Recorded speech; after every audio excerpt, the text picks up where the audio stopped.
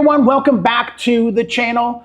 Today's podcast is going to be with a Lens and Light Photography Summit started by my friend here, Chris Stiles, and Jen, how do you say your last name? Zapatka. So we're going to talk about the Lens and Light community. We're going to talk about the Lens and Light Summit. We're going to talk about when it started, where it went from, and more importantly, what I'm excited about is where is it going? Yeah. That's what I want to talk about. So welcome my guest, Chris Stiles. How you doing, Ron? Good. So you and I met, it was Panera's in Chicopee. We have a mutual friend, Ralph Alberti, and he brought you to our Massachusetts, Western Mass, one of our groupings that we had over here. Yep. We talked a little bit, and we were introduced by all these people and stuff like that. And that was a couple of years ago, and you and I have kept in touch ever since then. You do a lot of stuff with Rising Tide out in Connecticut area. I actually have retired from that. Yes, I saw that. Yep, I saw that. But that's how we met, was originally through the Rising Tide.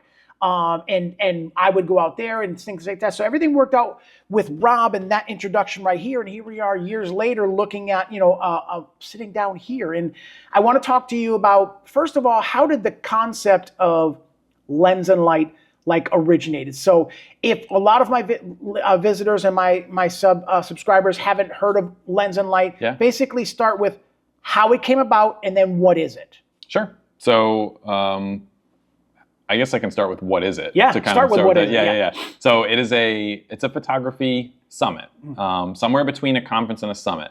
And when I say that, conference and a summit, because there are gatherings or classes or workshops that are kind of in your 10 to 20 people. And then there are conferences that are 1,000 plus people. Well, we're somewhere in between on the lighter side. So we're looking for 100 to 300 people. So it still is a really good educational experience where it's a good student to teacher ratio, which is really what we want to keep it at. Yeah, versus just continuously going volume size. That's not our goal. Yeah. But essentially that's what it is. The photography education and community gathering that happens once a year. And we've now recently gone into having these smaller workshops during the year too, to keep it, just kind of keep it going. So who's the summit for?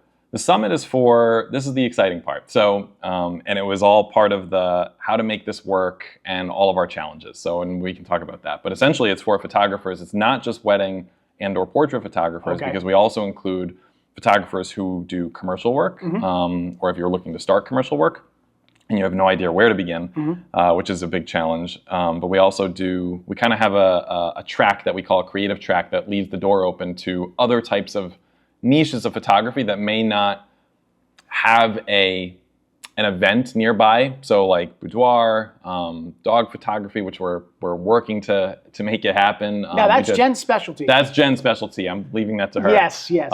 Underwater photography. We've kind of have senior photography. We kind of keep a little bit open, but it's very much so. It is in the portrait space for sure. In the summit itself, there was a lot of videographers in this also. Now, can it be, we understand fundamentals of photography and video, rule of thirds, exposure, all of that stuff kind of goes together. But there was quite a few videographers in the room also. Would you recommend it that it's beneficial if somebody's kind of dabbling between hybrid or photo and video, this would still be beneficial to them? So 2025's conference, which was the second one, I should say the summit. That was this September. This past September, yep. Our theme was integrating video for photographers. So we do lean into, it is still a photography-focused event. But we are continuing to add video, which there still will be some video aspects to this. Because I think, and that's a whole separate conversation. As we continue through time, I agree. We have content creators in the field now in the wedding world. And I think there's a blurring of lines going on that's actively happening. Ooh, let's talk about that later. Oh yeah, that's a whole separate piece. All right. So the summit. So now we know what it is. Let's talk about how it originated. Yeah. How did this light bulb in your head go off? And I know all the challenges that got to that first one in 2024, which when I got the memo, hey, summit happening 2024, I was in Aruba and I couldn't get out of the vacation at all. And I was like, oh my, if there's anywhere to be, a tropical vacation is pretty okay. But when you love what you do and you want to be around the people that you want to learn you want to be there. And that was my disconnect from that. So anyways, okay. So 2000, when did this originate? 2023? 2000. So it's the long story short that I can give is that I did a different career in a different lifetime. I was a degreed meteorologist. I guess I still am. Yes, you are. Yeah. You are. So I do love the weather. I talk about it all the time, but it used to be my career. So part of that career was essentially I did a lot of teaching. I did a lot of education, essentially like consulting with meteorological software. So it was a little bit of everything. I got to travel across the U.S. and then outside the U.S. and it was a good time. Can only do the travel job for so long when it's like 85 to 90% of the year. So good point. Yeah, it just was a lot. I enjoyed doing it, but I was on the road Sunday to Friday. Yeah. So, and then once I got married, it was kind of like, I really want to start stepping back from this. So photography, eventually, there is a transition there, and I did want to become an entrepreneur. I had that bug and left that field to become a photographer. So once I did photography for a few years, there was a piece of this that was missing, and it was the education piece, which I missed. I just didn't have the skills yet to do any sort of education in photography. That makes sense. So once I was ready, I really enjoyed that aspect of it. So I started my own workshop in my studio, and it had one person. First one person came, and it was just a very basic lighting course on how to use your flashes. Essentially, if you didn't know how to use off-camera flash or even on-camera flash, I was going to help you set it up. So I did that, and then I did it again, and I did it again. And each time I had a few more people that would come and join. Then there was an idea. There was an idea that I wanted to teach other things beyond Flash, but I still didn't feel as confident, nor I knew was I the best at it. So I had colleagues in the industry who were really good at whatever it is that they're doing, that I acknowledged. So there was a individual, her name is Shannon. Previously, SMS Photo was her brand. Now it's Shannon Bialy, I believe. But essentially, her flat lays were beautiful. And I felt like mine were just not as good. So I asked her if she would be interested in teaching her flat lays in a course. And she said, yeah. In that description, she told me that she knew another photographer who would be good at teaching this other thing. So would I be interested in having them also join in on this course? And I was like, yeah, that's a great idea. So this spun out into 9. So it was 9 different local photographers, each of them that taught a different thing over 2 days in my studio. So we went from a small workshop to kind of like an event that I was now simply stepping off of the education platform and myself just running it. And it went awesome. We had a little over 20 people, I believe, for the first one. Jennifer Zapatka, who I had known through Rising Tide previously, was one of the attendees that came to that first one.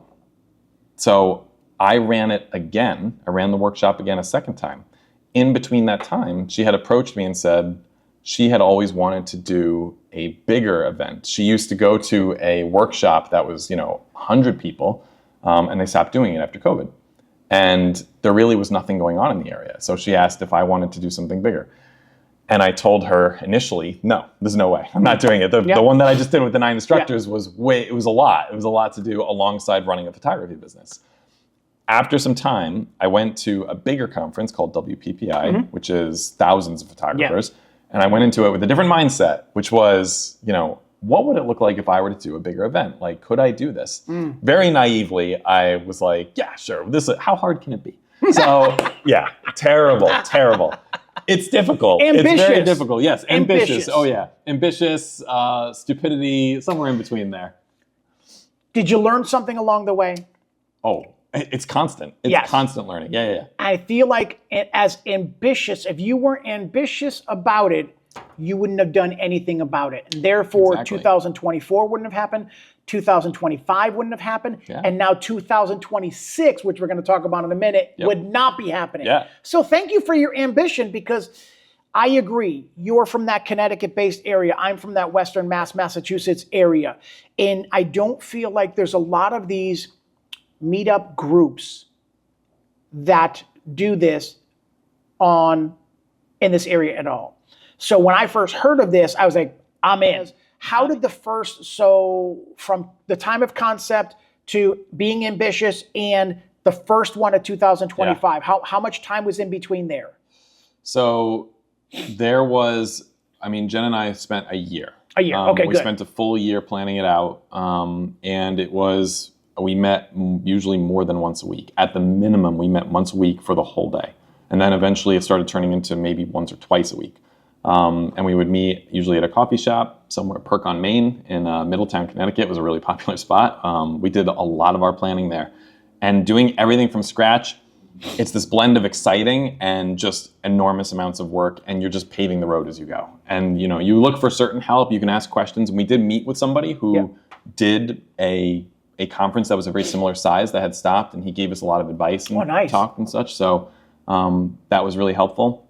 But essentially, we just took a lot of risk, and once we started getting some bigger names, that Joe McNally was one, once he accepted and said that he would be a big part of it. Yeah. Jen and I, you get a boost of... that was 2024, right? Yes, that was 2024. Yeah. So we get you get a boost of motivation, and you're like, okay, let's really go for it then. Let's, if we can do this and ask people, sometimes it honestly was as simple as asking. You just, people ask, like, how did you get this person? I don't know, we emailed them and just said, like, hey, we're running this event. It's going to be really cool. Would you like to come? Yeah. And most people are like, yeah, because they're photographers and they're passionate about it just like you are. They see something like that and they're like, oh, cool. Yeah. Let's jump in. So that was really exciting. It was a huge investment. It was probably a bigger investment than my original photography business between Jen and I. But we knew we wanted to go into it big. Mm-hmm. So we're glad that we did. Yeah. And you did it right. You did everything right. This was in Mystic, Connecticut, 2024. Yep. Mystic, Connecticut. The hotel that was there, it was the length of days that they were. You had all the speakers that you come in. Now, Summit is over. Yep. Okay?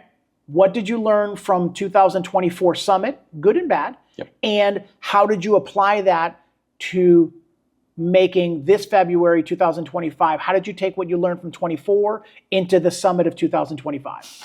I know that's a mouthful, I know that. It's okay. I can pick and choose the biggest pieces. So I'm laughing in my head because we looked at it and it was like, okay, well, what could we have done better? Yeah. And it was like, when you do it the first time at that scale, it's a laundry list. Absolutely. We had really good feedback, and I'm not tooting our own horn, but we had really good feedback from individuals that were like, they couldn't believe that it was the first time we've run it. Was there a committee with you on the first one? 24? Yeah, there was. Yes, smaller we did. Committee. It was a smaller committee than it is now. And you added to the 25 a bigger committee. Yep. You learned. So, and we're still growing. Yeah. And you're still growing. We're still growing. Yes. So essentially, if there's a individual piece of advice, like one overarching thing is wherever help you can find it, especially if it's people who want to help, take the help because you can't do it all. Yeah. And if you try to do it all, you're going to burn. Yeah. Which we did. We definitely hit walls and hit burnout towards the end. So the interesting thing about running an event too is 50% of the work, I've said this previously, 50% of the work is, if you've got a year-long planning towards an event, 50% of that is in months 1 through 11.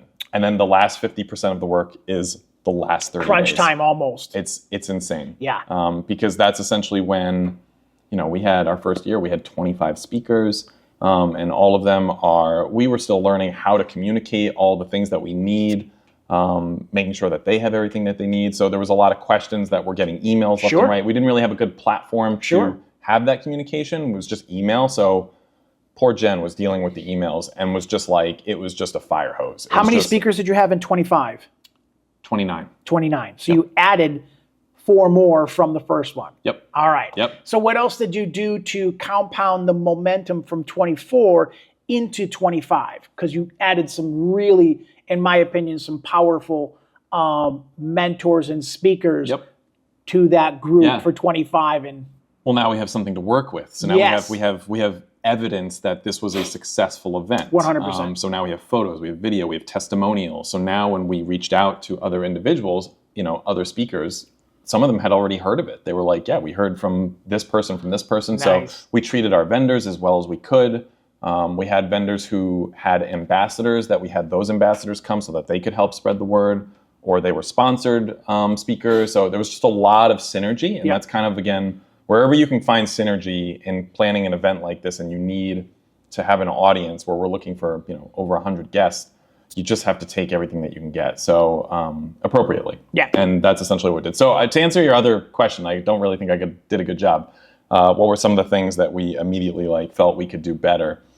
Just organization. That was number one. Oh, good point. In all realms. Just essentially how we do communication. Do we need a separate platform to do this, an individual platform? Do we need to add more committee members?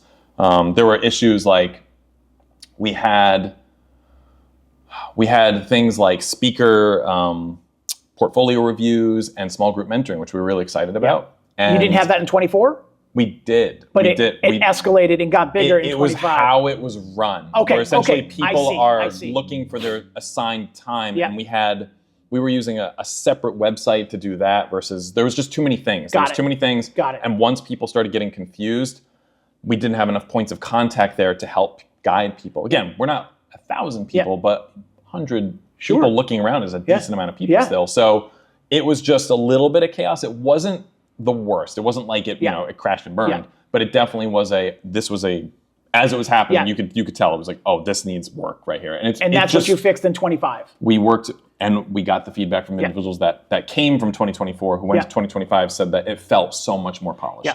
So, and we did too. We felt it as well. And for me coming in 2025, not experiencing 2024, I felt like, wow, that was a well-oiled machine. Having an app. That was so that we had a centralized that, and that was what we were missing in 2024. So that was a huge help. Yeah. So that's good to hear that you had. And I love what you guys sent back on 2025. You were looking for more information. Hey, give us back some feedback from 2025's event, which we did. I think a whole bunch, a whole bunch of people said, we like this. And it is also, it's almost like you can open up a door to somebody just to start ranting and complaining about this, that, and everything else. Yep. But for you and Jen, you just had to pick and choose, like, okay, if 10 people are saying the same thing about the timing of the people and speakers, maybe we need to address that in 26 or whatever year like that. So gathering that information, I think, was helpful to be able to get you guys to where you are right now, because now 25 happened and I walked into that full of expectation, full of anticipation, and full of just almost like you got to walk in there like a sponge. Because first and foremost, it is probably one of the best networking events, hands down. So if you are a videographer and you want to stay video, there's networking with lots of photographers and stuff like that inside of there that you can build your network with. So I would encourage people to come.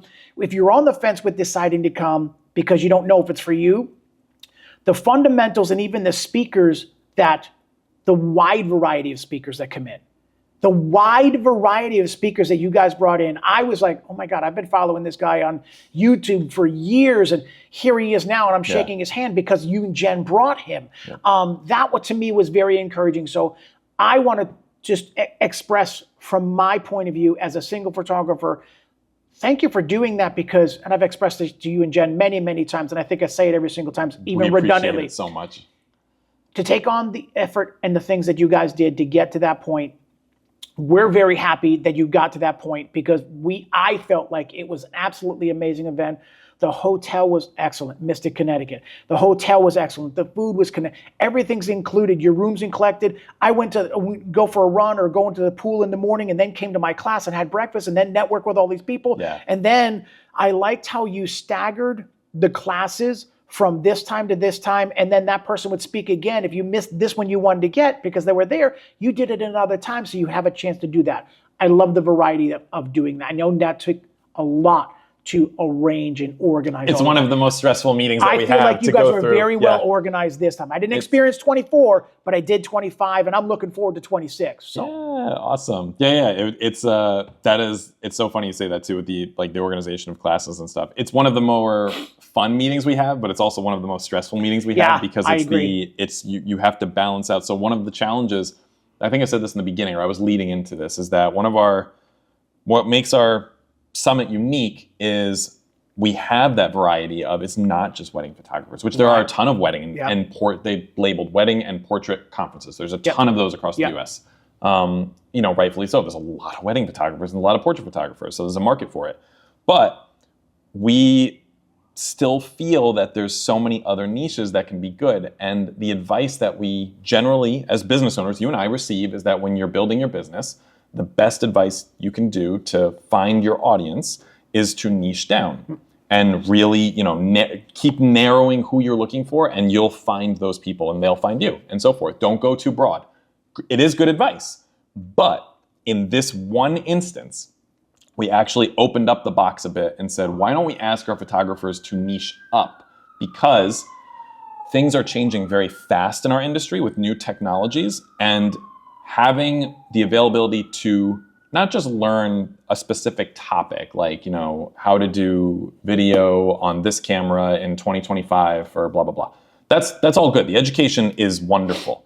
But the bigger part is to have a conversation with that person that's teaching that course, or a colleague that you just met that also has the same fear as you, like in in 2 years, am I going to, is photography going to be enough? Is it, do I need to adjust? What is my audience doing? Are they adjusting? So do I need to add skill sets to my box of what I provide to my clients? So we want to give that opportunity, or at least show people the door that here are other photographers that do these other things. You have the skill sets to do it. The baseline foundations of photography, you just need to not be so afraid and maybe jump in a little bit, or maybe a lot of times you just need to know the right person to help you get in the door. Yeah. And that's what we're providing, is this is it is a exclusive event that you get to go and meet these high level speakers who can help you. So that's our biggest thing. And I feel like you've accomplished that. We're going to talk about the ticket price. We're going to talk about what you get and stuff like that in a minute. But for me, once you pay the ticket, like I think as soon as you said, ticket went out, I bought my ticket right away in 25 or 24 because I needed it for 25. I blocked my calendar up. I actually texted you, like, please tell me. I want to make sure I'm not on vacation this time. I want to make sure, as I told my wife, we're going a week after or a week before. I don't care. We're not. And I blocked it off. I blocked off 26 already. That's wonderful. Because I love everything about what you're doing and I want to be in the presence of all of these other people. So with that being said, I went to the summit, and you get all of this stuff that's included in the ticket price. But then what I liked what you did was you gave other people options of, hey, if you want to learn something a little bit different or a little bit more, there's another ticket you can purchase for this. Now, before somebody says, oh, okay, they get you in for the introductory and then they nickel and dime you. That's not the case. No, you don't have to go there. And there's the introductory ticket is a full ticket. It's a full ticket. Yeah, you're getting. I went and took a video class with, correct me when I say the names, Steve Walter, and John. John, right? Frank guy. Okay. I'm not very good with video. So I'm like, you know what? My ticket's paid. I'm here. Here's a class. It wasn't that expensive at all. I was like, you know what? And I took an additional class. And I took the fundamentals of the video stuff that he was talking about that applies to photography, but video with frame rates and all this other stuff like that. I took that class with the intent of opening up that box to another niche. I never thought of that until you just said it. It's like, that's what I was doing, because I was opening my mind to another possibility and take that information inside of there. So is there going to be that in 26 also a few extra little classes that will be an additional? Okay. But people need to know that there's an a la carte. Like if you want to, you don't have to. You don't have to. You're still going to get the whole summit. It's a whole separate day, You're too. still going to get all of this stuff. But if you wanted to like niche up and do something or learn something a little bit different, or challenge yourself to something else, or I don't know that much about that fears me and scares me, here's a chance where I can sit into a class. Yep. Good. I love that. And those classes are longer too. So those are a little bit more. So you get much more in-depth time with the instructors, and you get your money's worth. And I'll be honest with you, don't raise the prices, but I feel like the information, and I'm being honest with you, because people are money conscious right now. So why would somebody spend the extra money on another class when I've already paid for all of this? For me, it was worth the extra money to sit with these two professional commercial video people just to learn. You got to walk in like a sponge and just absorb. And I actually did a podcast recording from Lens and Light every single night. And I started with, oh my God, there's so much information. And it can be overwhelming. It is. I mean, inherently it's going to be a lot of information. If it was a digestible, perfect amount, then you gave everybody do it over 2 weeks. Yeah, you gave everybody a notebook to take notes. And I just wrote and wrote and wrote and wrote. And I took all that information back and I still go through my notes and stuff like that. So, all right, so 25 is done. You learned from 24, applied that to 25. That to me was, I feel like, excellent in every way. What have you learned from 25 and what you're going to apply in 26? So we do have a date for 26. We do. Okay, and it is February 23rd to the 26th. 23rd through the 26th. And all this information is going to be down in the description below, and I'll put it on the screen also. Right on the website too, with the countdown. Mystic, Connecticut. Same place. So 26 is set. What did you learn from 25 that you're going to apply to 26? So yeah, I know it's like, he was like, oh, I got this. I got it. I got it. It's refinement now. It's like we're Ooh, really, this is really good refinement. So we feel that we did a really good job. Our feedback this year was it corrected all the big holes from 2024 that we needed serious work on. Okay. So I feel like we really kind of found our place, and I feel really good about it. But now it's just very much so we are just, finding the precise perfection, which is never going to be perfect, but we're going to continue to just adjust those dials slightly. So what that means in actual words is, so the biggest thing was time. So a lot of the classes from 2025 we dabbled with adjustments of having some classes be an hour and some an hour and a half that were in the main conference. What we found out from everybody is that 60 minutes, no matter what, is not enough, no matter the topic. So we heard that feedback a ton of times, is that there were a lot of instructors that did the 60-minute course, and those were the lecture-based ones, thinking that 90 might be too long. Yeah. And that's what we adjusted. Now that was Esteban and his classes, and a few other people that you had inside of there too, right? Yes. Yeah. There were a handful of 60-minute courses that were just the lecture-based ones.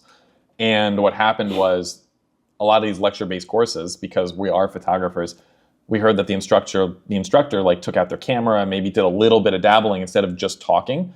Or just got excited about a topic and then realized that, oh, wow, actually my time is just about up. Great point. So the feedback from people was like, I wanted to learn more, and it was just we were out of time. So we can't have teachers going over a little bit is fine, but we had so many things planned that we needed to make sure that teachers stay within their time, which is completely understandable. Which is respectful. It is. And it's understandable because they're excited about the topic and want to go for it. On top of that, which leads into the next thing. Again, it's very much so a time-based thing. When you look at the schedule, when you're building an event and you look at the schedule, you want to make sure that people get their money's worth. So you want to pack in as much as you can.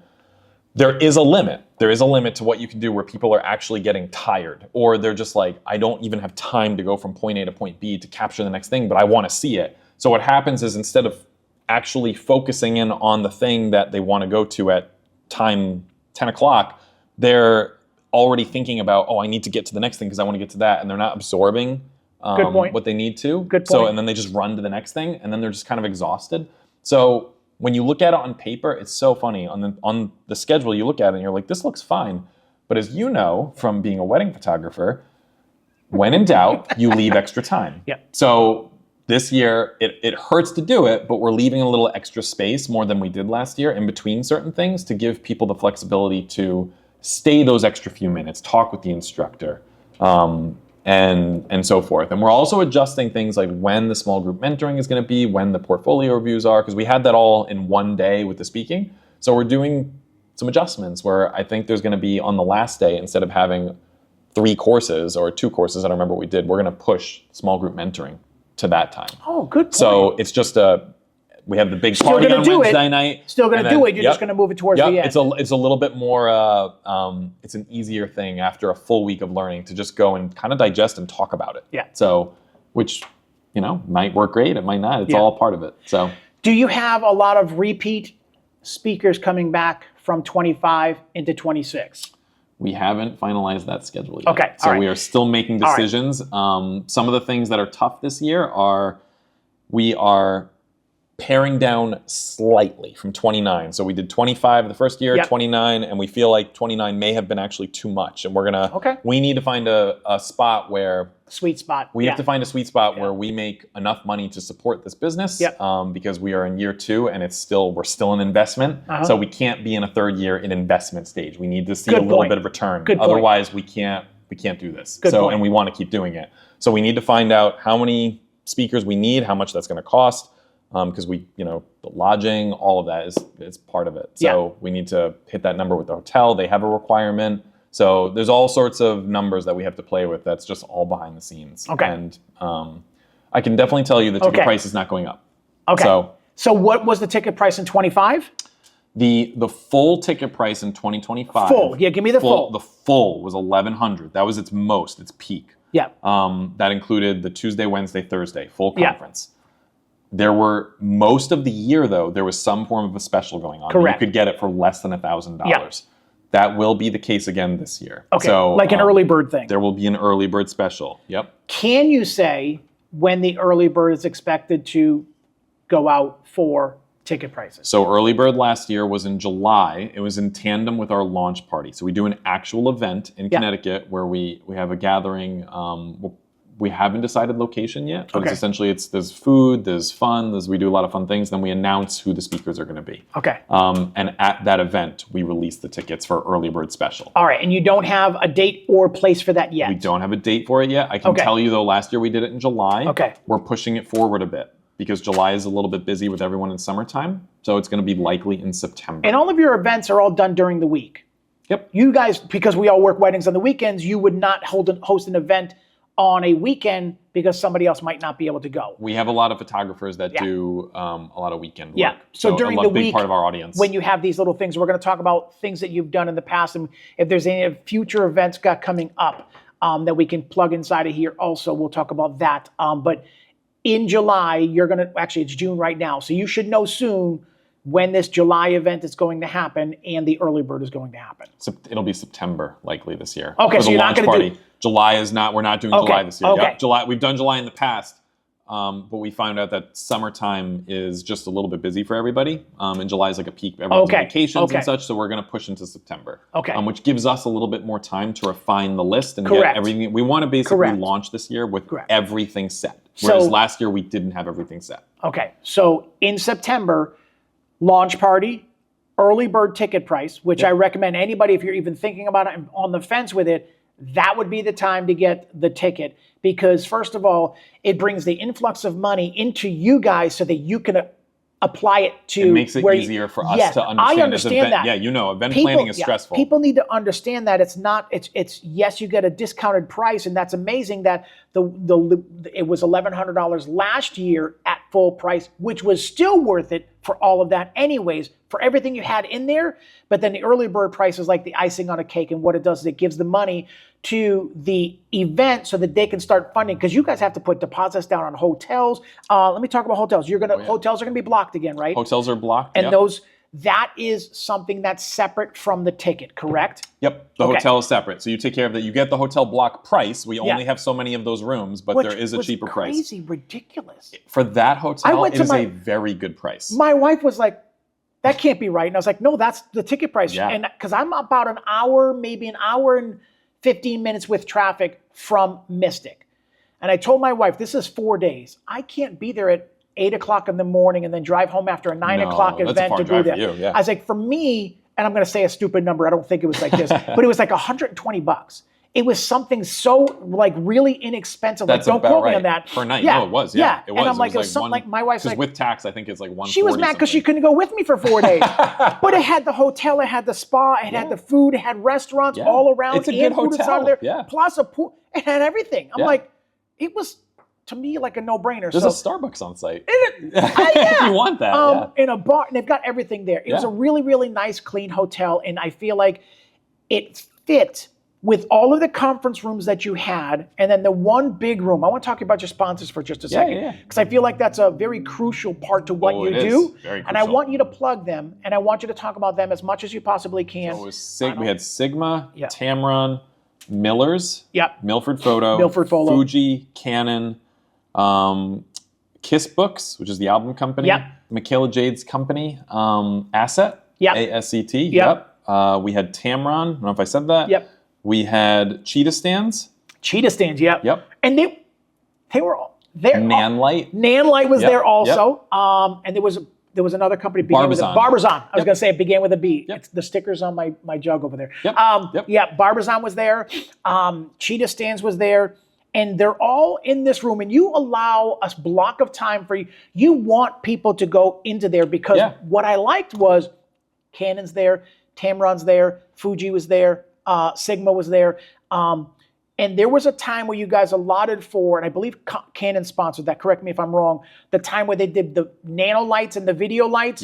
And people would come in and you can use a lens, you can use a body. And that's the fun part about it, is that to make this work with the sponsors, you want to give them time to have something to do so people will take a camera and physically touch it and hold it. Taking a break from learning to go and walk around, and they get some really good deals inside of there. If you bought something from there, you can order it, have it sent to your house. Like cheetah stands, they were mailing them to your house. All those different things, and you allow time to walk through there. Oh, and I like the fact that I'm hoping you're going to do this again is the punch cards to the things, because it's very important. Now, I'm not a Fuji shooter, but I still went up to Fuji and talked to them, and I still have them punch my card, kind of thing like that.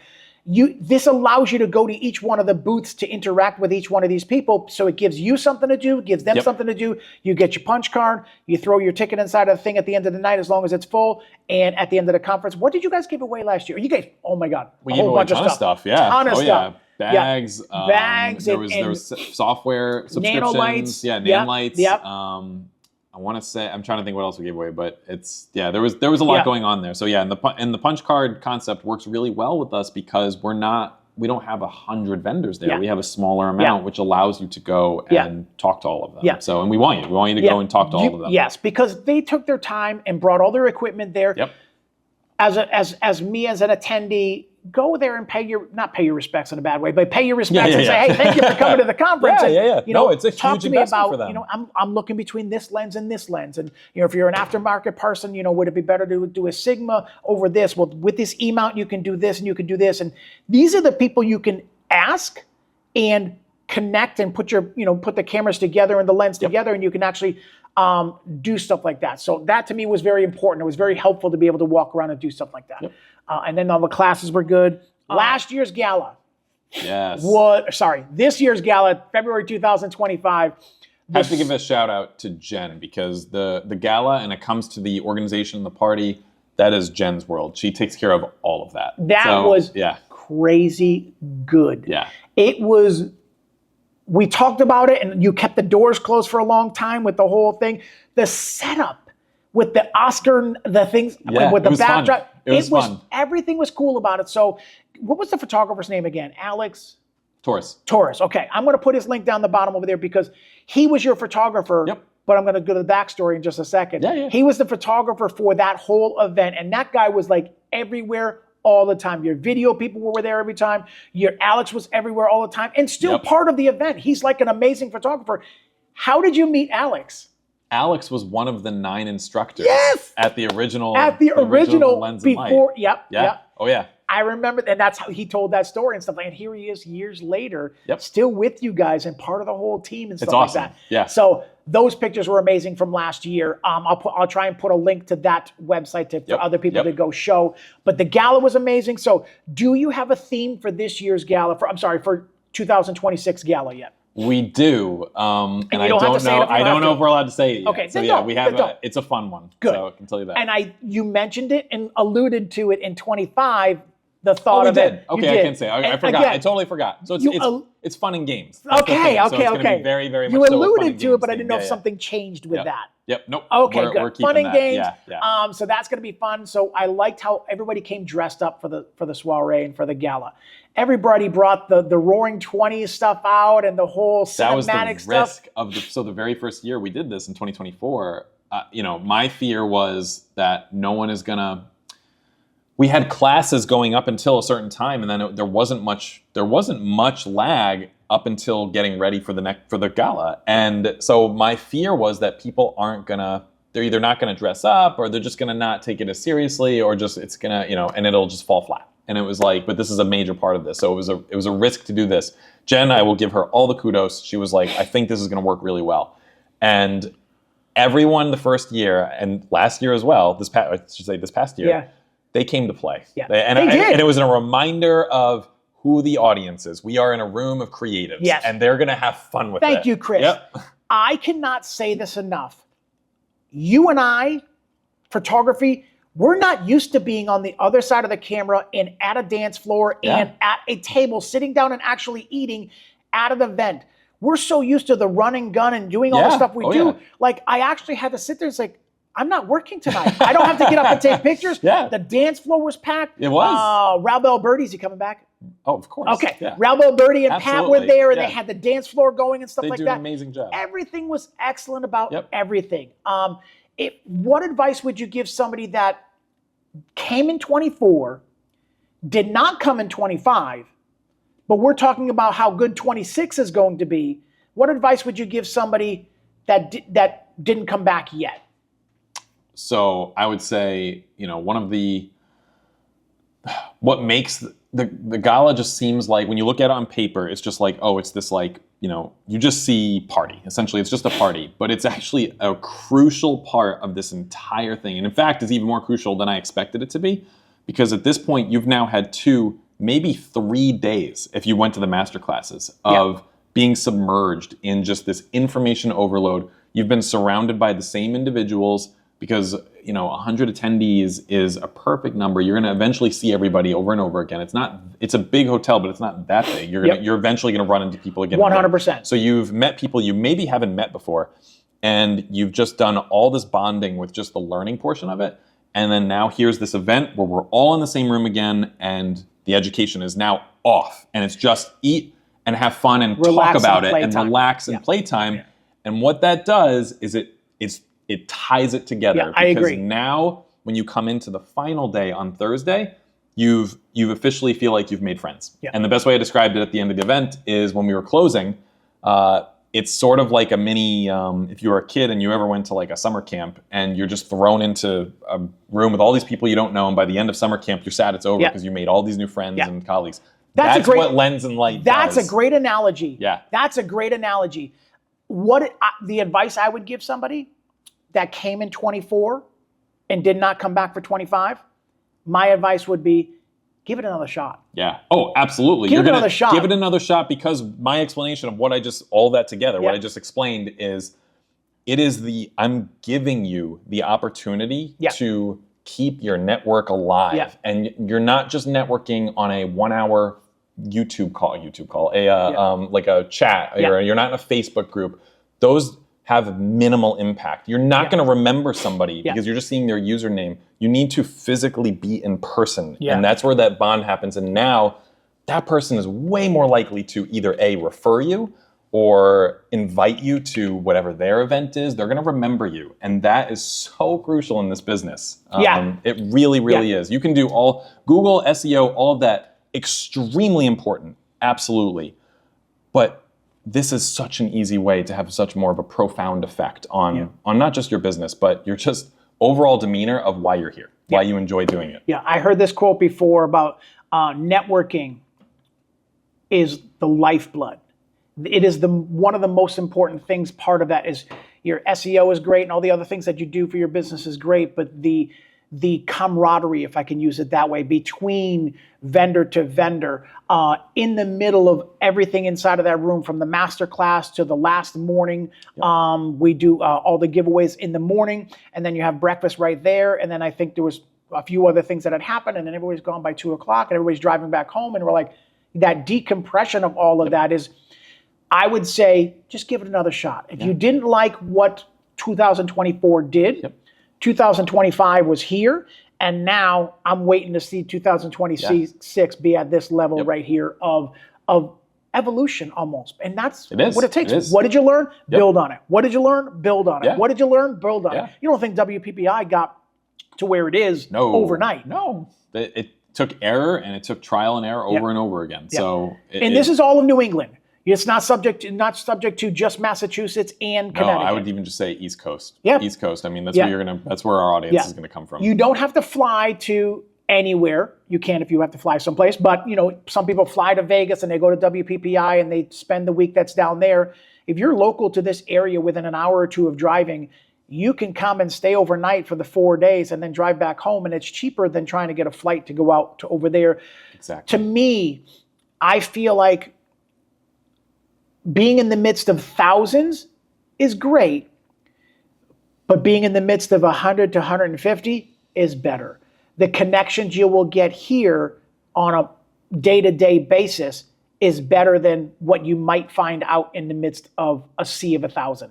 They're different. You have to go in with a different approach. Those bigger ones like WPPI, from my experience of doing them, if you want to go and your main goal is to learn about every camera vendor that exists, that would be great. That's because the place. They've got a huge floor, and you're going to be bombarded with a million other people doing it too. But you can see all the companies all at once, and you're going to get a surface level explanation of every company there. Yeah.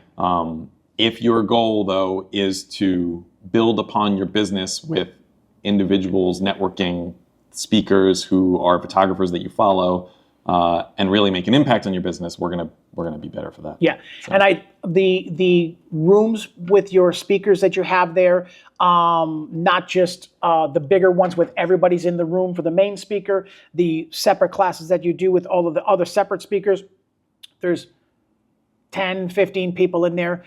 So it's also a better place sometimes to ask a question when it's 10, 15 people that are like-minded people, as opposed to being in a room of 150 people with one person just asking a question kind of thing. And sometimes I feel like what you said it, the teacher attendee ratio is better in this. Absolutely. And you're just gonna walk away feeling so good. Yeah. Every person that leaves that conference, I shouldn't say every person, most people that leave Lens and Light are inspired. Yeah, they're 100%. Very inspired. Yeah. So, and I also like that all of the speakers that you had during that time, these are all well-known speakers, and after your class with them was done and you're talking and networking, we go to dinner with them at the end of the night. That's right. You're having breakfast with these people in the morning. I sat across from Robert Lim, and him and I, there's nobody else sitting down, so he sat down. You mind if I sit here?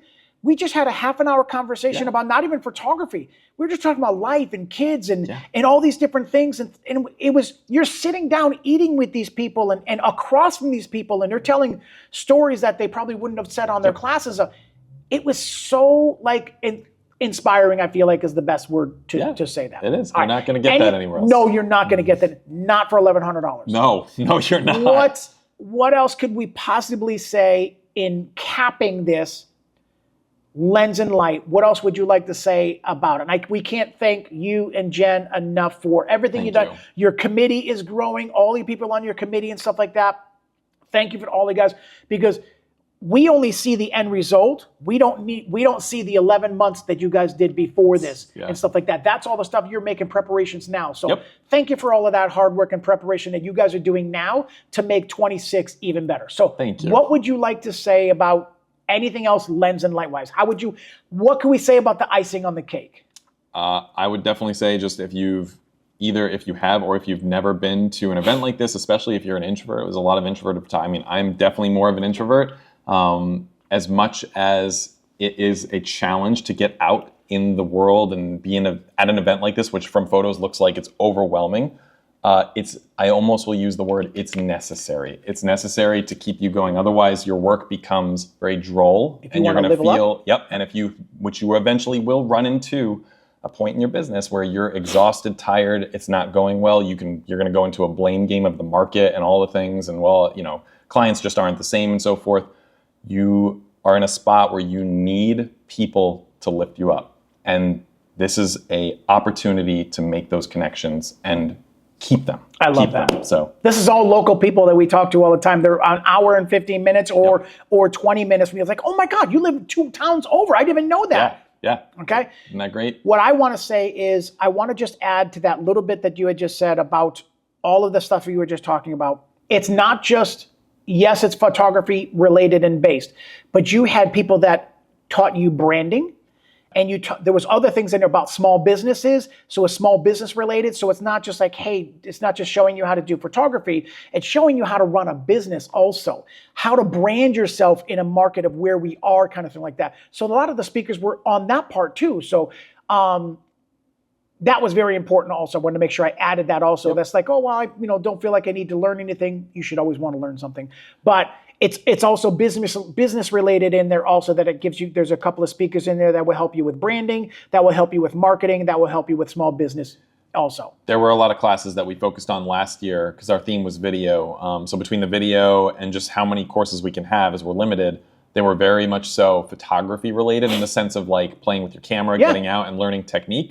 So I can share this. One of the bigger requests that we saw from our feedback forms was we need a little bit more business courses. People want to learn, how do I run my business, or what's changed in 2026? Honeybook, 17 hats. Yep, all of that. So we are going to be adding more business related courses. So nice. And I agree with that. And I might have been one of the ones that said that too. Because it's one of the things we don't know how to run a business. I know how to take a picture and I know how to do that, but sometimes we lack in the business part of it that I don't, not as good as, fundamentally it's a sound. Whole separate world. Yeah. And I'm glad and you're going to keeping up with it too, keeping as the changes happen. So good. I think that's a great idea. I think I'm good. That's going to be a nice added bonus to that. Yeah. All right. Excited about it.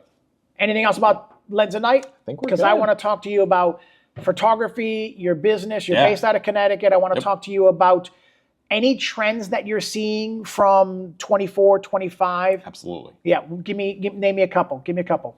Well, the single biggest trend that I'm seeing is what we talked about before, as I said, the word blurred line. So what I'm starting to see is things like content creators, which is, I should say I'm starting to see. I have been seeing it. I'm sure you have been seeing it. You worked with them. When they first came on the scene, it was just this you're kind of thrown back for a second. You're like, what is this? And it's just like, it's an individual holding a phone, which doesn't feel as legit because you're like, well, I've got all my investment in my gear and all this stuff. Why is this person here? We're at a point where, because of all of our apps and the way things work, is the goldfish effect. People want things quick. We know that. It's the Amazon effect. And it's not all about just the prettiest footage. And I think a lot of times we can forget that from the photography and videography side. It's about telling the story. Yeah. That's what it comes back to at the end of the day, and how to make the couple feel special. That's awesome. And right now, if the avenue, just simply using the technology of a phone, gets them content fast, because that's part of the thing with the content creators, you're getting things usually 24 to 48 hours. And it's very behind the scenes feeling. And the lower quality video versus what we have is actually a perk. There's a reason why film has made such a resurgence. There's a reason why Super 8 is potentially is popular in certain things. So it's like TVs, I say, we've reached this realm of 8K and there's 16K, 21K. How much can you go before your eyes start not even noticing the difference anymore? We're there. We're already there. Agreed. So now it's about functionality and how does it tell the story different. So content creators ain't going away. At least I don't think so. And I could be wrong. I agree. No, I agree. But I agree. I think that concept is not going away. So I think if you stay in the realm of, a very curmudgeon-y, like this is the way it should be, blah, blah, blah, you're going to get lost behind. 100%. I don't think photographers are going away. I don't think, especially like weddings, I think people are still going to want a professional photo in all the different ways that we can capture it, whether that's more candid, whether it's more, pose, portrait, your beautiful colored photos that you've got here. All of that's going to be key. The additional aspect, though, that I'm also seeing change besides content creators is because technology is getting easier, and that comes to how we edit and things like that, how we color photos, that's getting better, faster. There's AI tools and all that stuff. I always say there's a balance in when a job gets easier because of technology, the very first thought process is, oh, thank God, from our point of view, thank God, because now we have more time. And I'm not going to change how I charge. I'm just going to get you maybe your results faster, and I have to do maybe a little bit less work, and I can save time.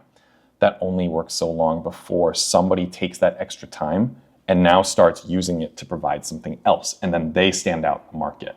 And you can be an individual as a business owner that gets frustrated at that person, and it's like, well, I can't, this guy's offering photo and video and doing these things, like I don't have time for all of that, and you can get mad at it and be like, the clients are eventually going to see that that's not going to work. Sure, you can get upset about that, but I'm going to go to guess that the person that has now adapted this new methodology and new way of providing something for his clients that helps tell the story in our wedding world is probably going to be successful. It may take some time, but he's probably going to jump and leap forward to the next trend or the next whatever it may be. Yeah. So trends are, our work is getting easier because of technology. Our tools are getting better, which means that we have to adapt and make sure that we're paying attention to our clients, what they're looking for. So content creators, video in general. Like that would be my one thing that I would say. Video in general, I'm 100% on that. No matter which field of photography you're in, you got to incorporate it somehow.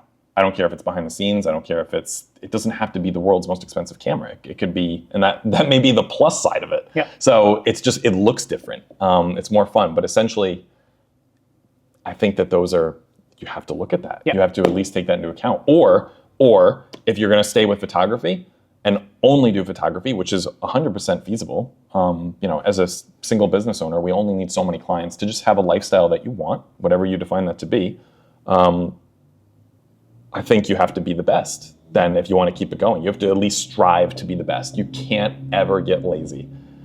And it's so easy to do, because if you finally get to a point in your business where you're like, okay, I've got the machine, I've got my system down. Usually by the time you get that, it's already changing. And you didn't see it. And you didn't see it, and then you get frustrated. Yeah. Yep, I've seen it. And it's not just photography.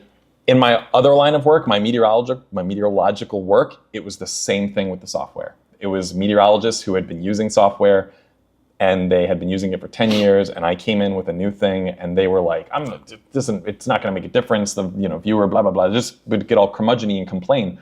And that's when I realized in this field that, it just doesn't matter. It's across, it goes across the board in any job. Yeah.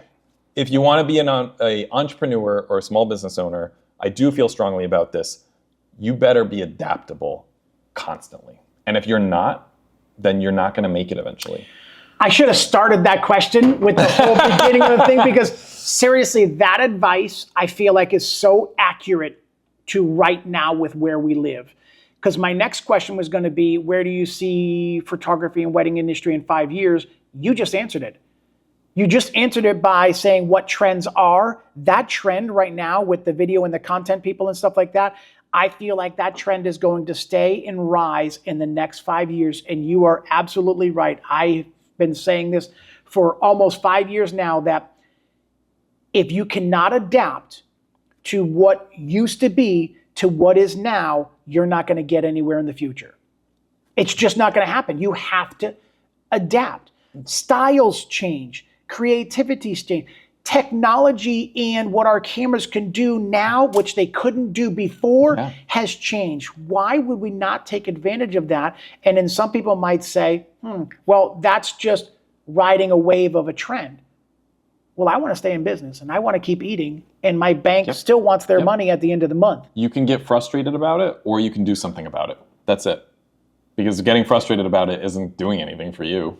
So just pivot and adapt. Pivot and adapt. You got to just adapt, and I feel like that was probably the best advice, accurate to where we are right now in 25 compared to where we were in 20 before COVID-19. Things have changed from 2015 to what we have now. And you're right, with as much technology as changing, and cameras are changing, and lenses are changing, and TVs are changing, and things like that, who knows where it's going to be in 25 or in 5 more years. And that was, and I don't want to plug back to Lens and Light, but that was part of... No, that's what we're here about. That was the part of the benefit, was that last year's kind of intro video for photographers was kind of a... I took that class. That was excellent. Yeah. Between Jen and I and our committee, we felt strongly that this is a changing environment, no matter which field you're in, or I should say which niche of photography you're in. Whether you're in commercial, definitely commercial. They're doing video like crazy now. Where photography is almost like now the second. Almost secondary. Scott Robert Lim separately told me that he has noticed over the past few years that an interesting change between, in general, like I'm super generalizing this, between photography and videography, and that those encapsulate so many different things. But essentially, photography pricing, that what clients are willing to pay, he feels has stagnated. Whereas videography, albeit lower price point compared to videography, he is seeing continuously go up in what people are willing to pay for. Interesting. So a trend to pay attention to. Why I felt so important, or why I felt so strongly about the video at Lens and Light, was that let's just get you introduced, because you can pick and choose how you want to go about this, but you should at least know that motion should be potentially a part of if you're having a business. So at least start dabbling with it. Yep. Don't get caught behind and then at least just start dabbling with it. Just a couple of video clips with your phone, or an Osmo Pocket 3 or the 360 that you have. Start somewhere. Start dabbling with it in some way, so that you're learning along the way and your client doesn't know any different and stuff like that. I'm not saying practice at a wedding. That's not what I'm saying. But just start to dabble with it along the way, so that you eventually, when you start to, it's not an overnight thing. You have to learn. Now, a first kiss only happens once. That's right. So do I do photo or do I do video? Yep. For me, it's always the photo. 100%. I can always get them kissing later on. Yeah. Okay. So or you can ask your client. You can just ask them too. You could be like, "Would you rather me have a slow-mo video of you guys in your first kiss, or a photo?" Like, great point. So. But here's a thing where I'm going to start. I feel like is going to be a trend. Is you're going to see a lot more two separate companies, photo, video, that start creating packages together, so that because I don't have to do video on my own, I only do photo. I know lots of videographers I can send you to, but people are now asking, for a photo video package? Oh, I see that question popping up. Okay, you've noticed that too. I agree. Absolutely. So that tells me the trend and the clientele are looking at, or at least entertaining the thought of doing both, because they want a package deal for both. Which means if somebody's $5,000 for photo and $5,000 for video, they're looking for something like $9,000 instead of $10,000. See what I'm saying? So that's why they're trying to combine a package. Absolutely. So I get that. It's smart on their end, but not everybody can accommodate that. So I have lots of video people I can send to, just like lots of people. Yeah. All right, great advice. I feel like that was just like the icing on the cake. Anything else we want to say, trend-wise or lens and light-wise? Because that was the whole point of what we were talking about here. Is lens and light was the most important thing I wanted to talk about. I wanted to educate people on where it started, 24, where it was, what you learned and moved to 25, what you learned, and now what we're going to see in 26. I would simply, a piece of advice again for leaning into a business owner, so someone who's not just doing this as a hobby, but as a business owner, the piece of advice would be, doesn't matter if you get into video or you want to learn film or you want to learn drone or you want whatever it is that you're doing on top of your photography, or your photography you want to just get better at, regardless. Yeah. The sole piece of advice would be, if you think you can be complacent though and do the same thing, over time your business will not succeed. I can just about guarantee that. That's a great point. That's it. And for lens and light, for me, when I came back from that, I did a couple of videos on it. I did a podcast on it, and all of my friends were asking me how it was when I would do my meetups and stuff like that. I told them how amazing it was. 3 of them are now coming in 2026. They've already told me that I didn't talk them into it, but they were skeptical of what it was. I went, said everything, how great it was. They're like, you know what? I'm gonna go next year. So 3 more people are coming with me next year to 26. Awesome. And I love that. That's what people that have been to Lens and Light need to do. Yep. They need to spread the word saying, hey, if you're learning at this, you're learning at this, this is the place that you want to be in and stuff like that. So, all right, anything else? That's it. All right, cool. All right. I know that was a long one. There was a lot of information in all of that with Lens and Light 24, 25, and what 26 is going to be. So I can't thank Chris Stiles enough for taking the time. And Jen would have been here also, but conflicts with schedules and stuff like that. So we missed you, Jen. It wasn't the same without you, but we hope we did a good enough job explaining everything. And thank you for all of you do. But thank you guys for coming back to the channel. I will put all of Chris's information for his photography, Lens and Light, social media group, Instagram, and I'll try and put some pictures of the last year's gala that we did, see if I can link that in the bottom. But everything's going to be in a link down below. Anybody that's on the fence that never been here, give it a try. Anybody that went in 24 and didn't come back for 25, give it another try. It's going to be so much better. You're going to see the evolution of this thing keep going up and up and up. So thank you to Chris for coming to the channel. And remember to smile more, because it sure does hurt less. Peace.